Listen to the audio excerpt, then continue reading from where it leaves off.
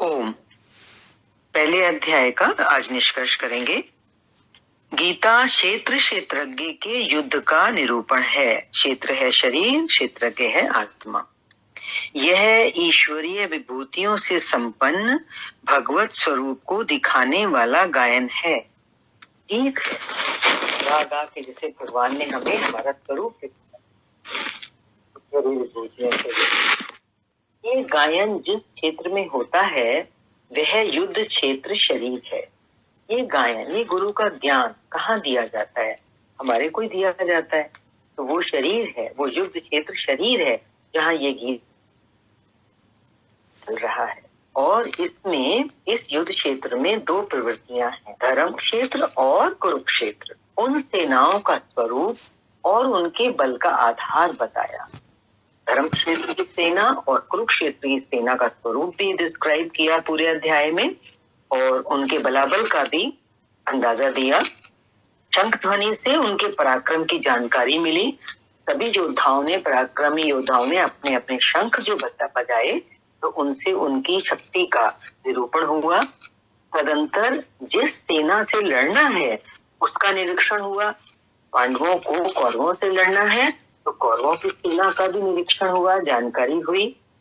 इसकी गणना 18 अक्षौणी, कौरवों की सेना में, फौज में कितने सैनिक थे? 18 अक्षौणी, माना ब्रैकेट में दिया लगभग 6.5 अरब कही जाती है। किंतु वस्तुतः वे अनंत है। जो असली संपद है उनका कोई अंत नहीं है। प्रकृति के दृष्टिकोण दो हैं। एक इष्टोन्मुखी प्रवृत्ति, जिसे दैवी संपद कहा, प्रभु की तरफ ले जाने वाली जो प्रकृति है उसको दैवी संपद। और दूसरी प्रवृत्ति जो है बहिर्मुखी है, जो प्रकृति में बाहर लेके जाती है, उसको बोला बहिर्मुखी प्रवृत्ति, आश्री संपद। दोनों प्रकृति ही है दोनों ही प्रकृति। एक इष्ट की तरफ लेके जा रही है और दूसरी संसार की तरफ, बहिर्मुखी प्रवृत्ति है। एक इष्ट की ओर उन्मुख करती है, परम धर्म परमात्मा की ओर ले जाती है, और दूसरी प्रकृति में, संसार में विश्वास दिलाती है, बाहरी जीवन में। पहले दैवी संपद को साध कर, तो शुरुआत कहाँ से होती है संघर्ष की?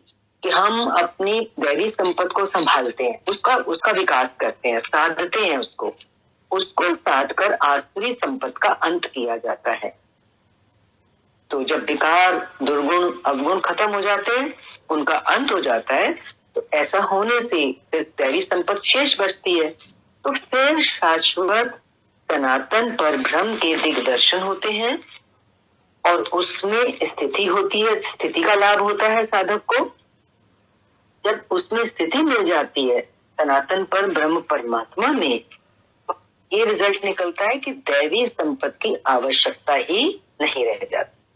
यहाँ लिखा दैवी संपत्ति की आवश्यकता शेष हो जाती है। शेष हो जाती है माना नहीं रहती आवश्यकता, और युद्ध का परिणाम निकल आता है। युद्ध का परिणाम क्या है? परमेश्वर का साक्षात्कार, उसमें साधक की अपनी स्थिति। अर्जुन को सैन्य निरीक्षण में, जब अर्जुन ने सैन्य निरीक्षण किया कि कौन कौन युद्ध की इच्छा वाले सामने खड़े हैं, तो उसने उसको अपना परिवार ही दिखाई पड़ता है, इसे उसको मारना है। जहां तक संबंध है उतना ही जगत है। ऐसे तो दुनिया कितनी बड़ी है, लेकिन एक इंसान के लिए जगत कहाँ तक होता है? जहाँ तक उसके संबंध होते हैं, बस। उसके बियॉन्ड हमारे कुछ बाकी दुनिया के लोगों से तो कोई लेना देना नहीं। अब क्या है कि संबंधों तक हमारा जगत है। अब अनुराग के प्रथम चरण में, लेकिन जब अंदर में अनुराग जन्म लेता है तो पारिवारिक मोह बाधक बनता है। बताया था ना, अनुराग एक ऐसी गहरी प्रीत होती है परमात्मा के लिए, तो जब वो उद्भूत होती है प्रेम, वो प्रेम उद्भूत होता है परमात्मा के लिए, एक इंसान उस रास्ते पे चलना चाहता है, चलना शुरू करता है, तो पारिवारिक मोह बाधक बनता है। ये आया था अध्याय में। साधक जब देखता है कि मधुर संबंधों से इतना विच्छेद हो जाएगा जैसे वे थे ही नहीं, तो उसे घबराहट होने लगती है। स्वजन आसक्ति को मारने में उसे अकल्याण दिखाई देने लगता है। कि सबसे पहला काम ही जो आसुरी संपत्ति का विनाश करना होता है साधक को, तो उसमें सबसे पहले तो मोह पे ही आक्रमण करना है।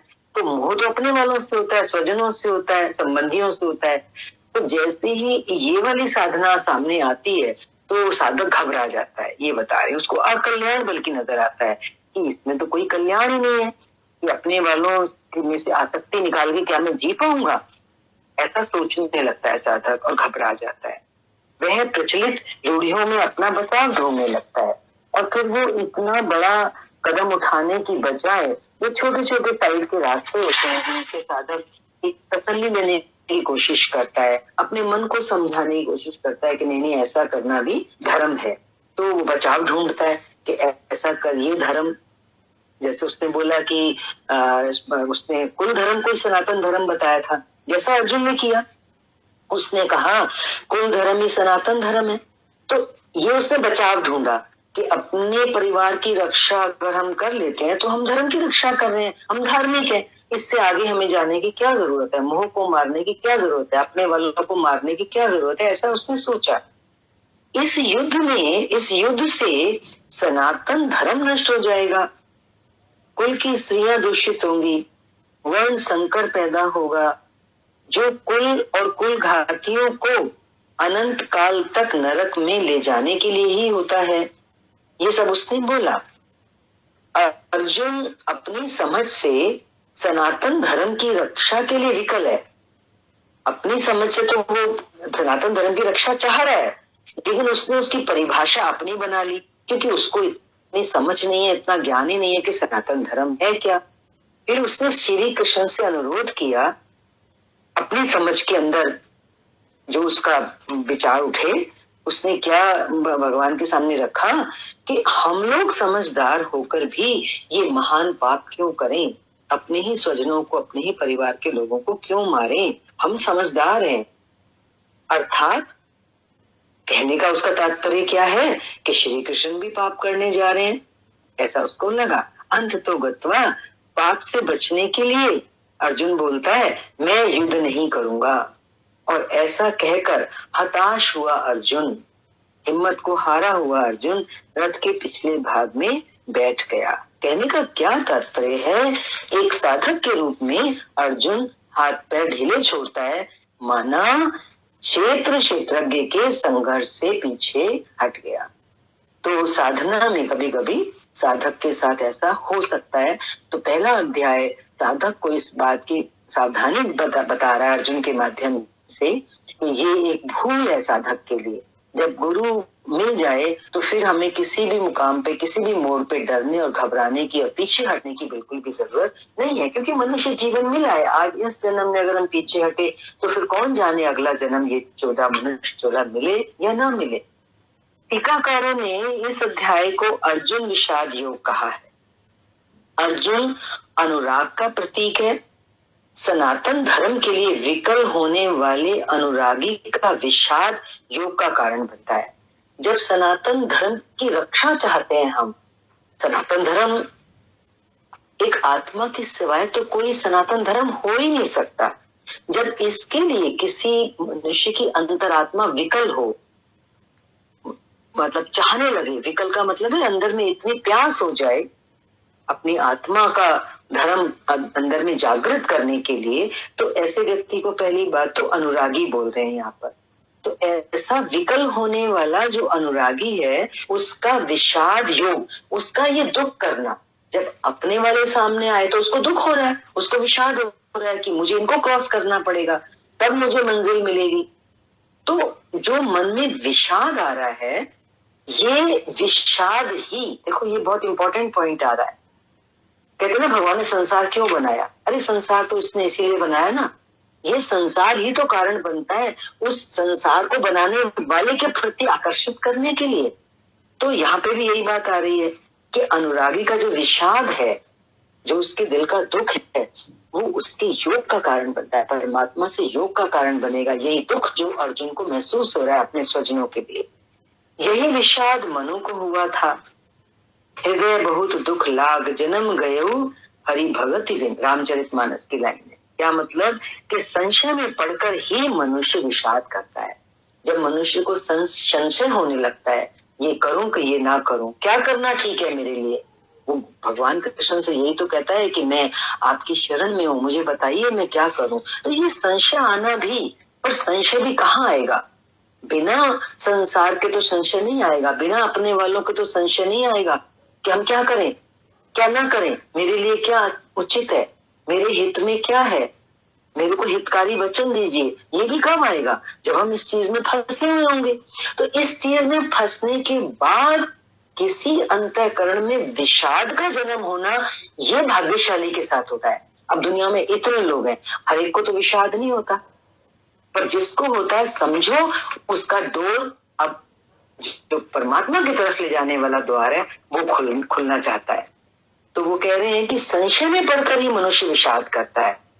उसको संदेह था कि वर्ण संकर पैदा होगा जो नरक में ले जाएगा, सनातन धर्म के नष्ट होने का भी उसे विषाद था। जिसको उसने सनातन धर्म माना था, कुल धर्म को, जाति धर्म को, तो उसके नष्ट होने का भी तो उसे विषाद है।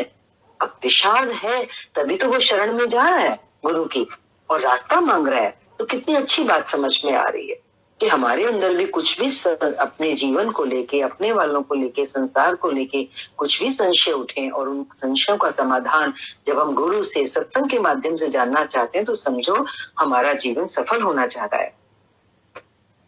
सनातन धर्म के नष्ट होने का भी उसे विषाद था, अतः संशय विषाद योग का सामान्य नामकरण इस अध्याय के लिए उपयुक्त है। अतः ओम तत्सदिति श्रीमद् भगवत गीता सूपनिषत्सु ब्रह्म विद्यायाम योग शास्त्रे श्री कृष्ण अर्जुन संवादे संशय विषाद योगो नाम प्रथमो अध्याय। इस प्रकार श्रीमद् भगवत गीता रूपी उपनिषद एवं ब्रह्म विद्या तथा योग शास्त्र विषयक श्री कृष्ण और अर्जुन के संवाद में संशय विषाद योग नामक प्रथम अध्याय पूर्ण होता है। ओम श्री परमात्मने नमः। अथ द्वितीयो अध्यायः।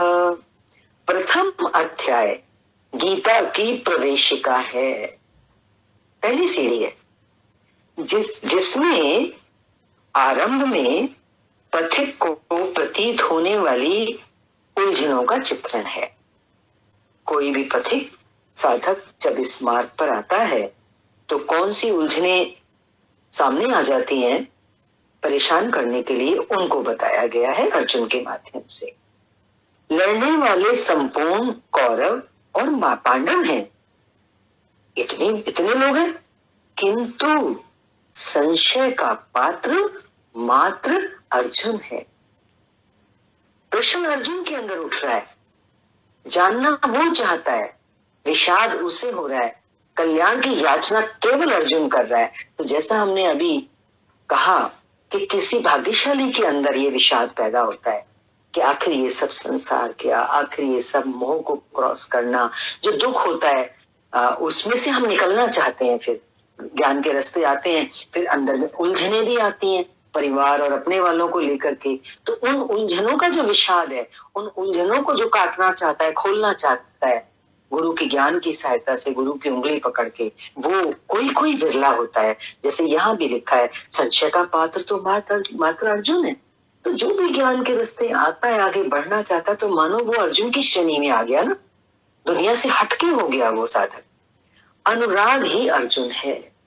जब अंदर में संशय आया तो कोई अंदर में चीज ऐसी है ना, हायर चीज, वो अनुराग है, वो बढ़ना चाहता है आगे। इष्ट के अनुरूप राग ही पथिक को क्षेत्र क्षेत्रज्ञ के संघर्ष के लिए प्रेरित करता है। परमात्मा के प्रति जो प्रीति होती है हृदय के अंदर, वो जो राग होता है, वही तो चलने वाले को इस संघर्ष के लिए प्रेरणा देता है, क्षेत्र क्षेत्रज्ञ के संघर्ष के लिए। आज कोई भी देखो जो सत्संग में आता है और सच्चे मायने में अपने पर परिश्रम करता है, तो क्या परिश्रम करता है? अपने विकारों से जूझता है, अपनी कमियों से लड़ता है कि शायद सारी ये सब कमियां धुल जाए मेरे जीवन से और मैं एकदम शुद्ध बुद्ध मुक्त आत्मा के पद पे जाके बैठूं, ऐसा वो चाहता है। तो लेकिन ये जो अनुराग है हमारा अंदर में जो भाव है, यही ये इसके प्रति जो राग है वो पथिक को आगे बढ़ने में प्रेरित करता है, संघर्ष के लिए प्रेरित करता है। क्योंकि देखो संघर्ष तो पूरा युद्ध है ना, लेकिन उसके लिए प्रेरणा तो चाहिए। प्रेरणा नहीं मिलेगी तो आप हथियार छोड़ के बैठ जाता है इंसान कि कैसे होगा। अनुराग आरंभिक स्तर है, अंदर में इस संघर्ष के प्रति, इस रास्ते पर चलने का जो आकर्षण है वही पहली सीढ़ी है।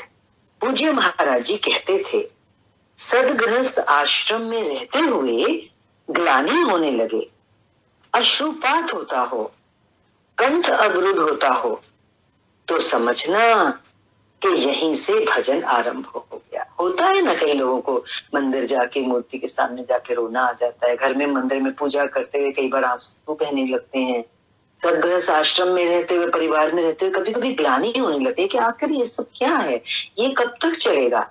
वो समझना चाहता है, ग्लानि होने लगती है माना वो समझना चाहता है कि आखिर ये सब क्या है। कंठ अवरुद्ध हो जाता है, कभी कभी गुरु के सामने भी होता है। तो यहीं से फिर समझो हमारा भजन शुरू हुआ, उस परमात्मा के प्रति हमारा रास्ता शुरू हुआ। अनुराग में ये सब कुछ आ जाता है जो भी बताया, इसी का नाम अनुराग। उसमें धर्म, नियम, सत्संग, भाव सभी विद्यमान होंगे। अनुराग का क्या मतलब है? धर्म भी आ गया, नियम भी आ गया, ये सब करना है उसको, अनुरागी को। सत्संग भी है, उसके भाव भी हैं, तभी वो आगे बढ़ पाता है। अनुराग के प्रथम चरण में पारिवारिक मोह बाधक बनता है ना। पहले मनुष्य चाहता है कि वह उस परम सत्य को प्राप्त कर ले, किंतु आगे बढ़ने पर वो देखता है कि इन मधुर संबंधों का उच्छेद करना होगा, तब हताश हो जाता है। ये सब पहले अध्याय में आया है। वो पहले से भी जो कुछ धर्म कर्म मानकर करता था उतने में ही संतोष करने लगता है। होता है ना, अधिकतर लोग अपनी पूजा पाठ से संतुष्ट रहते हैं कि ठीक है, हमारा घर बार अच्छे से चल रहा है, मंदिर गुरुद्वारे जाके ही संतुष्ट है।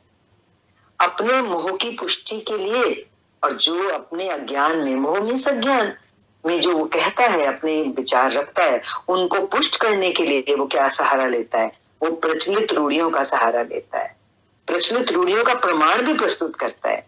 जैसे अर्जुन ने किया कि कुल धर्म सनातन है, युद्ध से सनातन धर्म का लोप हो जाएगा। ये युद्ध अगर हम करेंगे तो हमारा कुल धर्म नाश होगा, तो हमारा सनातन धर्म का लोप हो जाएगा, कुल क्षय होगा, कुल का क्षय हो जाएगा और स्वैराचार फैलेगा, मनमानी फैलेगी, पाप होगा मनमानी करने से। ये अर्जुन का उत्तर नहीं था, बल्कि सदगुरु के सानिध्य से पहले अपनाई गई एक कुरीति मात्र थी। तो इनडायरेक्टली यहाँ पे ये कह रहे हैं कि ऐसा ना समझने कि अर्जुन ने ऐसा कुछ बोला। वो कह रहे हैं कि जब तक जीवन में हमें गुरु नहीं मिलता, ज्ञान नहीं मिलता, तो उसके पहले इंसान जिस कुरीति पे चलता रहता है। बताया था ना कि सामाजिक कुछ रीतियां ऐसी बन जाती हैं, प्राचीन समय से बनी चली आ रही है। उन्हीं रूढ़ियों को, रिवाजों को, रीतियों को फॉलो कर करके अपना अपना के इंसान ये समझने लगता है बस यही धर्म है, यही सब कुछ है। एक कुरीति मात्र थी जो कुछ उसने बोला। इन्हीं कुरीतियों में फंसकर मनुष्य पृथक पृथक धर्म, अनेक संप्रदाय, छोटे बड़े गुट और असंख्य जातियों की भी रचना कर लेता है। कोई नाक दबाता है तो कोई कान फाड़ता है, किसी के छूने से धर्म नष्ट होता है तो कहीं रोटी पानी से धर्म नष्ट होता है। तो क्या अछूत या छूने वालों का दोष है? वो कह रहे कदापि नहीं, दोष हमारे भ्रमदाताओं का है। ऐसे भ्रम देने वाले पैदा हो जाते हैं दुनिया में, समाज में, तो वो इतना बैठा देते हैं दिमाग के अंदर। तो यहाँ पे सदगुरु उनके ऊपर इस बात की जिम्मेदारी डाल रहे हैं जो गलत रीतियां, गलत कुरीतियां पैदा कर देते हैं, गलत मत मतांतरों को खड़ा कर देते हैं धर्म के नाम पर, असली धर्म की बात नहीं करते हैं। जबकि गीता हमें शाश्वत धर्म, सनातन धर्म क्या है उसका संदेश देती है। इसीलिए हाथ में देखो हमारी गीता है ना, कि हम धर्म का वास्तविक मीनिंग पहले समझें और फिर उस धर्म पर हम आगे अपना कदम रखें, उस पर चले। धर्म के नाम पर हम कुरीति के शिकार हैं, धर्म ही नहीं पता क्या है, इसलिए शिकार तो हम बने ना, हमने उन गलत रीतियों को अपनाया, उनके पीछे हम चले, तो वो कह रहे हैं इसलिए दोष हमारा है। देने वाले तो दे गए गलत चीजें, लेकिन पकड़ा तो हमने। महात्मा बुद्ध के समय में केश कंबल एक संप्रदाय था, जिसमें केश को बढ़ाकर कंबल की तरह प्रयोग करने को पूर्णता का मानदंड माना जाता था, कि किसी ने पूरे पैर तक लंबे बाल कर लिए और कंबल की तरह वो यूज करता है, तो उस माना कि इसने धर्म को पूरी तरह पा लिया, अपना लिया। कोई गाय की तरह रहने वाला था, तो कोई कुत्ते की तरह खाने पीने वाला रहने वाला था। अब देखो ये कैसी कैसी कुरीतियां यहाँ पे आ रहे बता रहे हैं। ब्रह्म विद्या का इनसे कोई संबंध नहीं है। परमात्म प्राप्ति का रास्ता लेना है तो इन चीजों को करने से थोड़ी परमात्मा मिलेगा। संप्रदाय और कुरीतियां पहले भी थी, आज भी हैं, ऐसा नहीं कि आज नहीं है। ठीक इसी प्रकार कृष्ण काल में भी संप्रदाय थे, कुरीतियां थी। तभी तो जरूरत होती है ना कि अवतार आते हैं, वो सही मीनिंग हमें समझा के जाते हैं धर्म का। यदा यदा ही धर्मस्य ग्लानिर्भवति भारत, भगवान ने खुद ही बोला है गीता में, जब जब धर्म की हानि होती है मैं आता हूँ धर्म का सही रूप बताने के लिए। तो वो बोल रहे हैं कि कृष्ण काल में भी थी कुरीतियां, उनमें से एक आध कुरीति का शिकार अर्जुन भी था। उसने 4 तर्क प्रस्तुत किए, चारों यहाँ बताए नंबर 1 2 करके। नंबर 1, ऐसे युद्ध से सनातन धर्म नष्ट हो जाएगा। पता चलता है कि उसे सनातन धर्म का ही अर्थ नहीं मालूम। नंबर 2, वर्ण संकर पैदा होगा, तो वो नहीं जानता कि वास्तविक वर्ण संकर क्या है। जैसे पीछे अध्याय में आया था कि आत्मा का घात करना, आत्मा को ना पहचानना, ना जानना, ही सबसे बड़ा वर्ण संकर है। आत्मा का घात वर्ण संकर बताया था। तीसरा वो कहता है पिंडोदक क्रिया लुप्त होगी, इस चीज को इतना महत्व दे दिया। और चौथा, हम लोग कुलक्षय द्वारा, कुल के नाश के द्वारा महान पाप करने को उद्यत हुए, उसके लिए यही सबसे बड़ा पाप है। जबकि हमारे तो लक्ष्मी भगवान भी कहते हैं आत्मघाती महापापी। महापापी कौन है? कितना बड़ा भी गौ हत्या का, ब्राह्मण हत्या का पाप भी इतना बड़ा पाप नहीं है जितना आत्मा का घात करके जो इंसान बैठा है, मीन्स जिसने अपनी आत्मा को नहीं जाना, आत्मा में प्रवेश नहीं किया, उस तरफ कदम नहीं बढ़ाया, सबसे बड़ा पापी तो वो है। तो ये 4 बातें जो अर्जुन ने रखी, तो हम समझ सकते हैं कि कितने ज्ञान के उस पर वो खड़ा है और उसको कितनी जरूरत है। तो वो नहीं, ये सब हम हैं जो सत्संग में आते हैं और असली जो वास्तविकता है उसको हम समझना चाहते हैं, मनुष्य जीवन की, इस संसार की, और धर्म का सही मीनिंग जान करके उसको लेना चाहते हैं। तो ये अर्जुन के माध्यम से हर साधक के लिए संदेश है गीता में। तो यहाँ पर जो पहला श्लोक है वो संजय बोल रहे हैं। संजय उवाच ओम तम तथा कृपयाविष्टम् अश्रुपूर्णाकुलेक्षणम् विषिदन्तमिदं वाक्यम् उवाच मधुसूदनः। संजय ने कहा, करुणा से व्याप्त उसका हृदय दुखी हो रहा था बहुत, अर्जुन का। अश्रुपूर्ण व्याकुल नेत्रों वाले, आंखों में आंसू भरे हुए, व्याकुल है बहुत उस अर्जुन के प्रति। देखो, जब भक्त व्याकुल होता है, प्यासा होता है, तो ऐसे भक्त के लिए गुरु हैं, भगवान हैं, इष्ट हैं, खड़े ही खड़े हैं। तो प्रति मधुसूदन भगवान कृष्ण ने, मद का नाश करने वाले भगवान ने, मद का विनाश करने वाले भगवान ने ये वचन कहा। श्री भगवान उवाच कुतस्त्वाकशमलमिदं विषमे समुपस्थितम् अनार्यजुष्टमस्वर्गम् अकीर्तिर्करमर्जुन।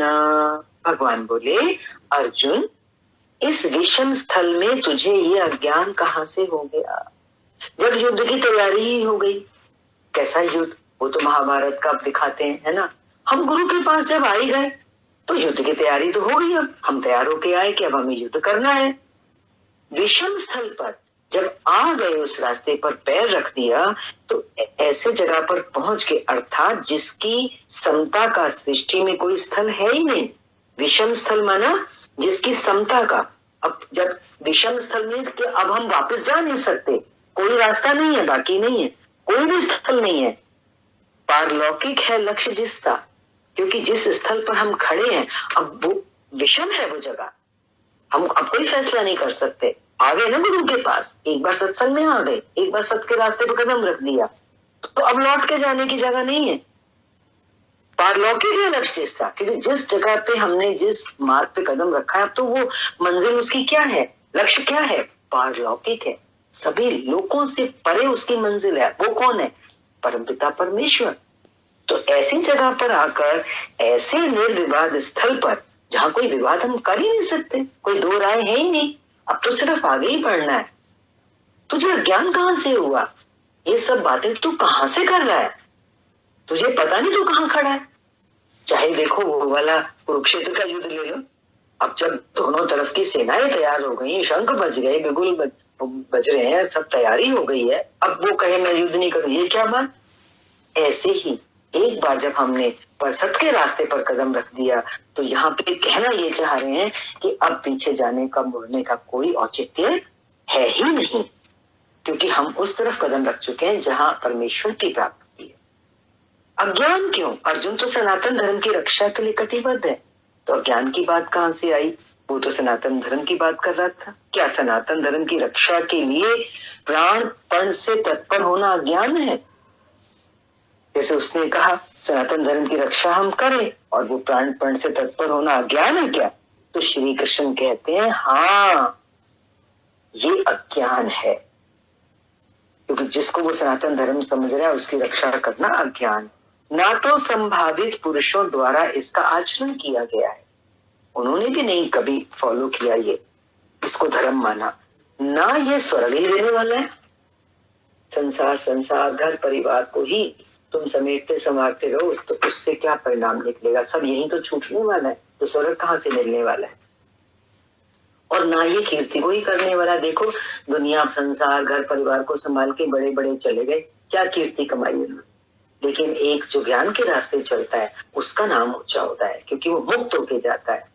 सन्मार्ग पर, श्रेष्ठ मार्ग पर जो दृढ़ता पूर्वक आरूढ़ है, सत्य मार्ग पर, सन्मान में सत्य मार्ग पर जो दृढ़ता पूर्वक आरूढ़ है, चढ़ गया, कदम रख दिया, उसे आर्य कहते हैं। आर्य में श्रेष्ठ, वो मनुष्य श्रेष्ठ है, मनुष्यों में जो श्रेष्ठ होता है उसको आर्य कहते हैं।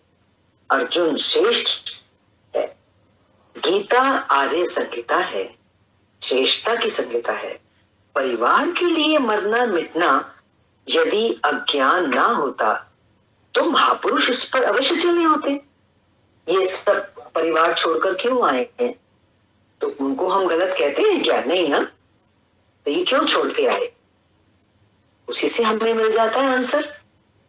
यदि कुल धर्म ही सत्य होता तो स्वर्ग और कल्याण की निश्रेणी अवश्य बनती, तो बोला उससे तो स्वर्ग मिलने वाला है नहीं, ये कीर्तिदायक भी नहीं है, कोई यश की प्राप्ति भी नहीं कराता ये वाला रास्ता।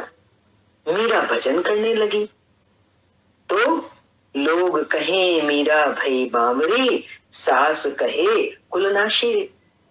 जिस परिवार, कुल और मर्यादा के लिए मीरा की सास बिलख रही थी, बोलो आज उस कुलवंती सास को कोई भी नहीं जानता, तो वो कुल धर्म के लिए बैठी थी। आज मीरा को तो सब जानते हैं, तो कुल धर्म की रक्षा करने वाली सास को जिसने उसे कुलनाशी भी कहा मीरा को, आज उसको उसकी तो बात कोई नहीं करता, कोई नामो निशान भी नहीं है उसको, लेकिन मीरा को विश्व जानता है। ठीक, अब देखो यहीं से हमें स्पष्ट हो रहा है कि धर्म क्या है, शाश्वत धर्म क्या है, सनातन धर्म क्या है, जो यश को, कीर्ति को दिलाए। यश कीर्ति तो मीरा को मिली ना, और कुल धर्म को स्थान देने वाली, महत्व देने वाली जो सास थी, आज उसको कोई नहीं जानता। इससे प्रमाणित हो रही है ये चीज। ठीक इसी प्रकार परिवार के लिए जो परेशान है उनकी भी कीर्ति कब तक रहेगी? जिसमें कीर्ति नहीं, कल्याण नहीं, और श्रेष्ठ पुरुषों ने भूलकर भी जिसका आचरण नहीं किया। हम अपने महापुरुषों को जीवन में देखा ना, अपना परिवार छोड़ के आए, उन्होंने भी उसका आचरण नहीं किया कुल का, तो हमारे लिए उनका आदर्श है कि हम भी उनके मार्ग पर चले। किया तो सिद्ध है कि वह अज्ञान। तो आज हमें क्या करना है, अज्ञान से पीछ करनी है और ज्ञान की तरफ मुख करके उसी तरफ अपना कदम आगे और आगे बढ़ाना है। गीता में आगे चलेंगे इसी को लेकर के। तीसरा श्लोक अगली बार करेंगे। हरि ओम शांति।